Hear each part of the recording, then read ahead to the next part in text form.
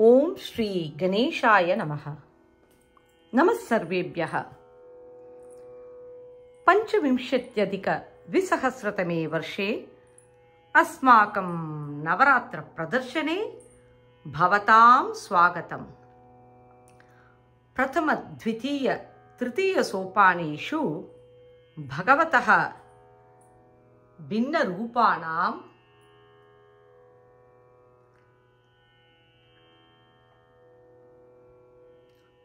अष्टलक्ष्मीनाम् अष्टगणेशानां दशावताराणां च प्रदर्शनं विराजते। चतुर्थसोपाने वाणिज्यानां अन्यदेवतानां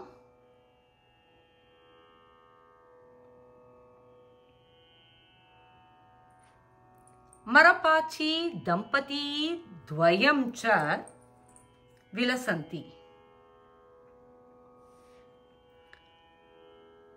पंचम सोपाने कादम्बरी मेघदूतम् इत्यादीनां काव्येषु वर्णितम् उज्जयिनी पन्यवीतीं पश्यामः। अपरः सागरः इव अत्र पात्राणां, स्यूतानां, छत्राणां, पुष्पाणां, फलानां, धान्यानाम्, अलङ्कारवस्तूनां च निधिः वर्तते। दक्षिणभागे सिद्धपुरुषौ शिवस्य आराधनां कुरुतः। पर्वते शिवमन्दिरम् अस्ति। पूजकः पुष्पचयनं करोति।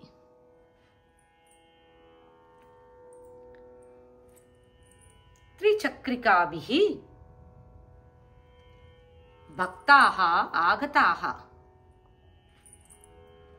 अपरः पूजकः शिवपूजां करोति।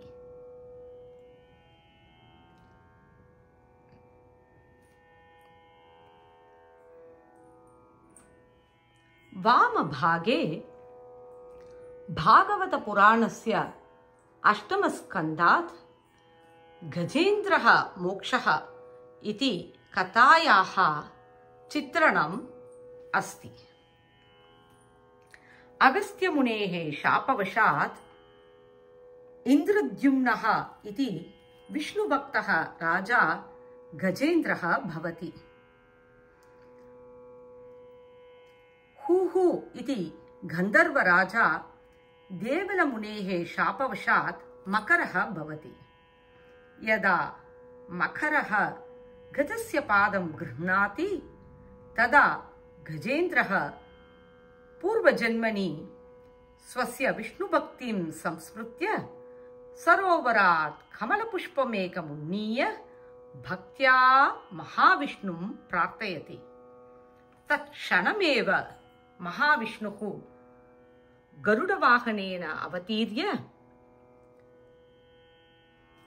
सुदर्शनचक्रात् मकरं मारयति। सरोवरः सांसारिक दुःखानि, मकरः आशापाशः यः अस्मान् सर्वदा पीडयति। गजेन्द्रः जीवात्मा, कमलपुष्पं पवित्रभक्त्याः प्रतीकः। शुद्धभक्त्या एव जीवात्मा परमात्मनि ऐक्यं भवति इति एषा कथा बोधयति। अधः नगरी अस्ति। अत्र अल्पाहारमन्दिरं, नदी, नदीतीरे सत्सङ्गः, अन्ये जनाः च सन्ति। अस्माकं नवरात्रप्रदर्शनं भवद्भ्यः रोचते इति आशासे। सर्वे सन्तु सुखिनः, सर्वे सन्तु निरामयाः, सर्वे भद्राणि पश्यन्तु, मा कश्चित् दुःखभाग् भवेत्।